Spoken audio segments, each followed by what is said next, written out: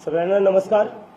जसं की आपल्या सगळ्यांना माहिती आहे की आज संध्याकाळी 4 वाजता पुणे युनिव्हर्सिटी येथे कॉकरोच जनता पार्टीचे एक शांतिपूर्ण आंदोलन होणार आहे। एज्युकेशन मिनिस्टर धर्मेंद्र प्रधानचा राजीनामा मागण्यासाठी आमच्या या मूव्हमेंटला आज मला तुम्हाला सगळ्यांना सांगताना खूप आनंद आणि अभिमान होतोय की विश्वंभर सर आणि असीम सर यासारखे दिग्गज जे सोशल ॲक्टिव्हिस्ट आहेत तेही आमच्या मूव्हमेंटला पाठिंबा देत आहे। तर मी विश्वंभर सर आणि असीम सरांचं खास धन्यवाद करतो आज आल्याबद्दल आणि मला पूर्ण गॅरंटी आहे की या दोघांच्या सपोर्टमुळे आमची मूव्हमेंट अजून स्ट्रॉंग होईल। आणि सोबतच आज संध्याकाळी आम्ही जे आंदोलन करणार आहे त्याच्यात आम्ही आमचा एज्युकेशनचा मॅनिफेस्टो रिलीज करणार आहेत। जे काही देशात चालू आहे परीक्षांवर, पेपर फुटीवर आणि काही जे एक्झामचे रिझल्ट्स आहे काही वर्षांपर्यंत येत नाही, तर त्यावर काय काय केलं जाऊ शकतं याच्यावर आज आम्ही आमचा मॅनिफेस्टो रिलीज करणार आहे। ही सगळ्यात मोठी आजची आमची अनाउन्समेंट असणार आहे। थँक्यू। आता आणि सॉरी अजून एक गोष्ट, सोनम वांगचुक सर हे पण या मूव्हमेंटला जॉईन होणार आहे आज संध्याकाळी। ते लडाखवरून येणार आहेत and he is very excited to be here. आणि पुण्यातले जेवढेही लोक आहेत, स्टुडंट्स आहेत, त्यांनी खास करून यावं, कारण की सोनम वांगचुक पेक्षा मोठा एज्युकेशनिस्ट या देशात तरी दुसरा कोणी नाही आहे। तुम्ही जे आंदोलन आज करताय विद्यापीठात, दिल्ली नंतर पुणेच का निवडलं, महाराष्ट्रातून पुणे का निवडलं आणि सावित्रीबाई फुले पुणे विद्यापीठच का निवडलं, याच्यामागे काही वेगळा दृष्टिकोन होता? मला वाटतं की Pune is an education hub. Pune हे जे माहेरघर आहे शिक्षणाचं आपल्या महाराष्ट्रात तरी, आणि त्याला ऑक्सफोर्ड ऑफ द ईस्ट सुद्धा म्हणलं जातं। आणि माझ्यासाठी तर पुणे होम ग्राउंड आहे। मी स्वतः पुण्यात राहिलेलो आहे, स्वतः पुण्यात शिकलेलो आहे, त्यामुळं मी पुणे निवडलेलं आहे। आणि फक्त पुणेच नाही, नागपूरलाही मी जाणार आहे, त्याची प्लॅनिंग चालू आहे।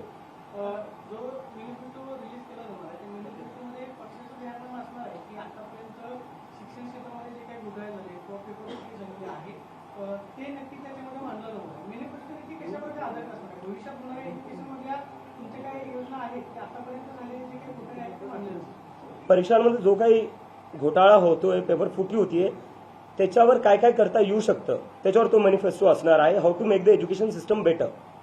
तुम्ही जेव्हा आंदोलन केलं तेव्हा बाबासाहेबांचा फोटो घेऊन तुम्ही जंतर मंतरवर गेला। संविधानिक पद्धतीमध्ये ज्या ज्यावेळेस देशात चळवळी झाल्या त्यावेळेस विरोधी पक्षांचा सुद्धा त्या सगळ्या चळवळीत सहभाग होता। जेव्हा क्रांती घडली, तुम्ही ज्या पद्धतीने आंदोलन सुरू केले मात्र तुम्ही कुठेही संवाद करत नाही, म्हणजे संविधानिक पद्धतीने सरकारसोबत सुद्धा संवाद करणं गरजेचं आहे। तेही होताना दिसत नाही तुमच्या आंदोलनामध्ये। आणि विरोधी पक्ष किंवा विरोधी पक्षाशी तुम्ही काही चर्चा करताय का? कारण त्यांचा सहभाग असणं हे देशासाठी महत्त्वाचं आहे। सर, मी संवाद करण्यासाठीच अमेरिकेवरनं दिल्लीच्या जंतर मंतरवर बसलेलो होतो, तर आता मी इतक्या दुरून आलोय, मी संवाद करण्यासाठीच आलेलो आहे। नाव the ball is in the court of the government. Sir, पण विरोधी पक्षाशी आणि सरकारमधल्या काही लोकांशी तुम्ही संपर्क केलाय का? जर त्यांनी चर्चेला बोलवलं तर तुम्ही जायला तयार आहात का? तुमच्या चर्चेचे मुद्दे काय असतील नेमके? आम्ही नक्की जायला तयार आहे, पण त्यांनी आधी आम्हाला बोलवावं तर। आमचे अकाउंट बंद करण्यात येत आहे, आमचे फेसबुक अकाउंट झालं, इंस्टाग्राम अकाउंट झालं, ते हॅक करण्यात येत आहे। ट्विटरवरचं जे अकाउंट आहे आमचं ते त्यांनी बॅन केले, काय म्हणून? We are a national security threat. तर हा कोणता म्हणजे प्रकार झाला की संवाद करायचा तुम्ही आम्हाला बोलवा, we are ready to have a dialogue, पण त्यासाठी अकाउंट नका बॅन करू ना आमचे।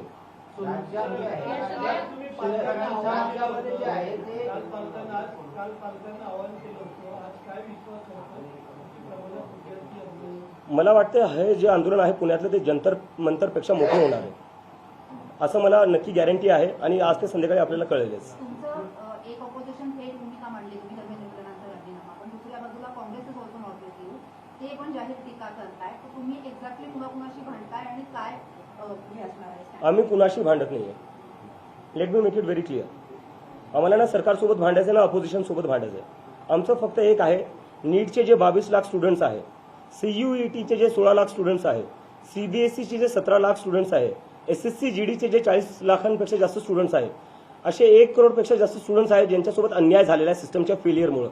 आम्ही त्या स्टुडंट्ससाठी फाईट करतोय, आम्ही कोणाच्या अगेन्स्ट फाईट नाही करतो, आम्ही स्टुडंट्ससाठी फाईट करतो। तुमच्या पक्षाचे जे इंस्टाग्राम आणि बाकी सोशल मीडिया अकाउंट आहेत ना, त्याच्या विरोधात म्हणजे जे त्याचे फॉलोअर्स वाटतात त्याच्या विरोधात मुंबई पोलिसांमध्ये ना एक तक्रार केली आहे। वकील अरविंद सिंह यांनी तक्रार केली आहे आणि त्याच्यात सांगितलं की एंगेजमेंट यासाठी एंगेजमेंटची चौकशी व्हावी असं त्यांचं म्हणणं आहे की हे सगळं तुम्ही फेक नरेटिव्ह सेट करताय सोशल मीडियावर। फेक नरेटिव्ह काय? पेपर लीक फेक आहे हे तर म्हणजे आता सगळ्या माध्यमांनीच दाखवलेलं। फेक नरेटिव्ह काय आहे त्याच्यात?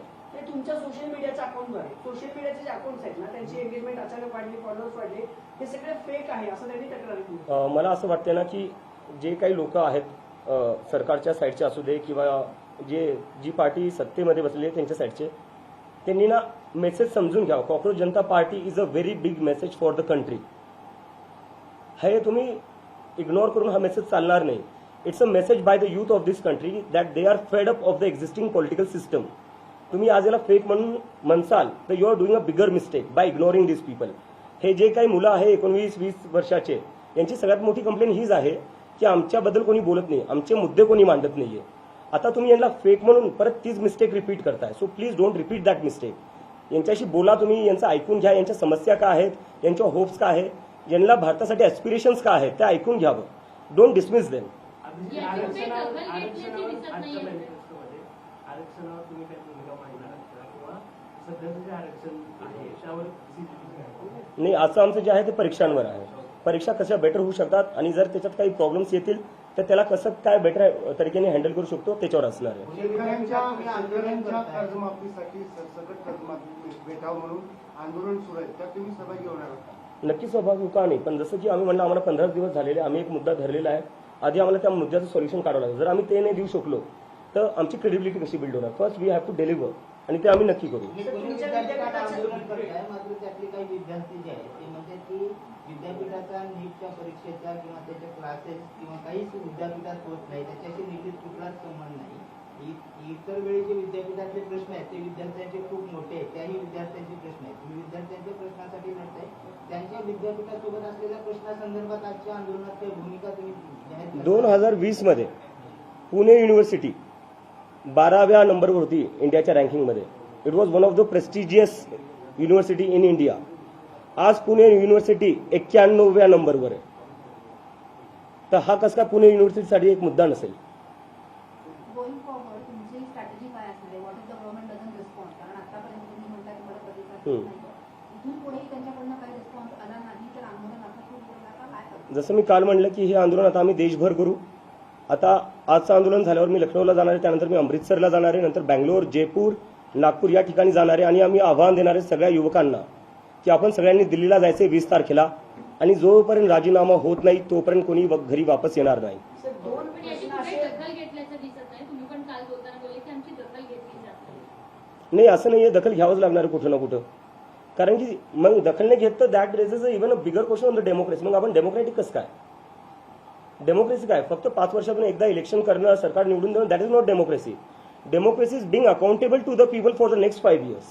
सर, दोन प्रश्न असे उद्भवतात. तुम्ही म्हणलात की शिक्षणाचं माहेरघर आहे पुणे, तुम्ही इथे शिकलात. दोन प्रश्न असे की मग पुण्यात विद्यापीठाचंच ग्राउंड का निवडलं किंवा विद्यापीठच का निवडलं? आणि ज्या विद्यापीठात तुम्ही आंदोलनाला बसताय ना, गेल्या 2 वर्षात ना तिथं 2 गट मोठे पडले, म्हणजे पुरोगामी आणि प्रतिगामी. जर प्रतिगाम्यांचं आंदोलन असतं तर मग एबीव्हीपी विरोध करतो, तो सगळा राडा सतत चालू असतो. त्या मुद्द्यांवर देखील तुम्ही या आंदोलनात विषय तोही घेणार आहात का? 2 प्रश्न. सर, मला काय वाटतं आंदोलन कुठं होतोय हा खूप छोटा प्रश्न आहे. आणि हा मला नाही कळते हा प्रश्न कुठून येतोय. 6 नीटच्या स्टुडंट्सनी सुसाईड केलेली आहे, त्याच्यावर राजीनामा का नाही होते? आपण तो प्रश्न विचारला पाहिजे. आंदोलन कुठं होतोय तो नाही. तुम्ही डॉक्टर आंबेडकरांचा फोटो घेऊन जाताय, पण त्यांचे समर्थन असणारे सुजात आंबेडकर असं म्हणतात की दिस इज अनदर अण्णा मुवमेंट आणि हे फक्त अप्पर कास्ट लिबरल्स आहेत. मी स्वतः दलित आहे. आता याच्यापेक्षा मी जास्त काय बोलू शकतो? नाही, पण वारंवार त्याच्यावर मी येतोय. या देशात जेव्हा जेव्हा आंदोलन होतं तेव्हा पब्लिक मुव्हमेंट इज वॉट. त्याच्यात कोणी एका विचारधाराचे लोक नसतात. पब्लिक मुव्हमेंटमध्ये सगळ्या विचारधारांचे लोक सोबत येतात. आणि या देशात सध्या काय झालेलं मागच्या 10-12 वर्षात जी काही मुव्हमेंट होते त्याला बदनाम करण्याचा प्रयत्न असतो. ती अण्णा आंदोलन असो किंवा जे पंजाबच्या फार्मर्सनी प्रोटेस्ट केलं होतं त्यालाही बदनाम करण्याचा प्रयत्न केला गेला होता. तर मला कळत नाही कधीपर्यंत आपण असे जे पब्लिक मुव्हमेंट आहे त्यांना बदनाम करणार आहे. आपण हे विसरायला नको. भारत हा देश स्वतंत्र कसं मिळवलं? आंदोलनामुळेच मिळवलं. इमर्जन्सी लागली होती देशात, त्या देशात आपण डेमोक्रेसी कशी वापस आणली? आंदोलनामुळेच आणली. हा देश नुसता आंदोलनामुळे घडला नाहीये, तर या देशात लोकतंत्र हे आंदोलनामुळेच जिवंत आहे.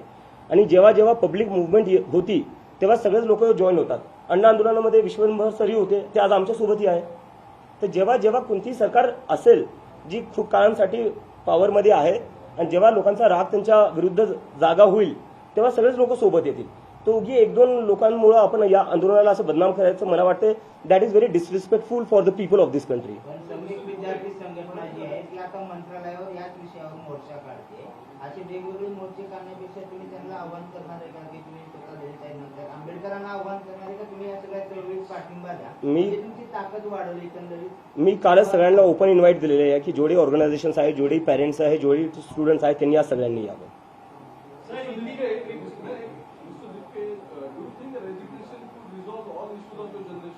Sir, I want to ask,